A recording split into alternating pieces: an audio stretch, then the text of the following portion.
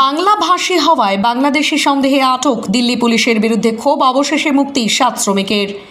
দিল্লি পুলিশের হাতে বাংলাদেশি সন্দেহে আটক দিনহাটার 7 বাঙালি শ্রমিককে মুক্তি দিয়েছে দিল্লি পুলিশ। এদের মধ্যে একজন দিল্লির দিন কয়েক আগেই মুক্তি পেয়েছিলেন, বাকি 6 জনকে গতকাল রাতে মুক্তি দেওয়া হয়েছে। জানা গিয়েছে 2015 সালের 31শে জুলাই ভারত বাংলাদেশের ছিটমহল বিনিময়ের পর ওই এলাকার বাসিন্দারা ভারতের নাগরিকত্ব এবং বৈধ কাগজপত্র পেয়েছিলেন।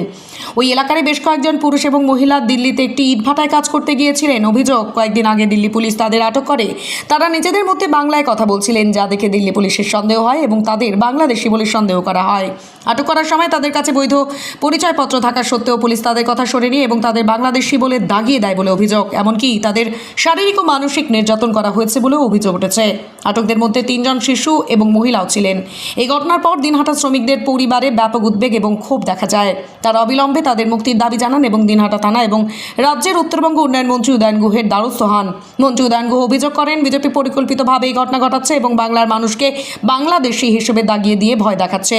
এ বিষয়ে গত সোমবার দিনহাটা মহকুমা শাসকের দপ্তরে তৃণমূল নেতৃত্ব এবং এলাকার বাসিন্দারা বিক্ষোভ প্রদর্শন করেন। তারা অবিলম্বে মুখ্যমন্ত্রীর হস্তক্ষেপ দাবি করেন। মহকুমা শাসকের দপ্তর থেকে জানানো হয়েছিল যে দ্রুত এই বিষয়ে পদক্ষেপ না হবে।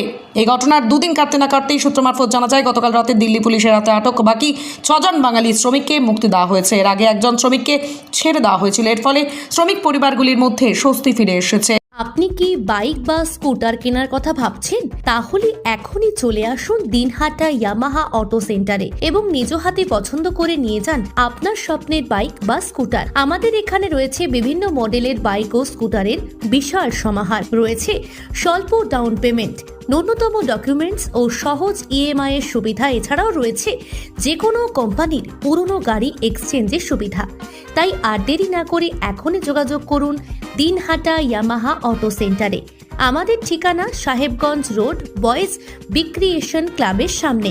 যোগাযোগের নম্বর 8158042471 এবং 7602877619।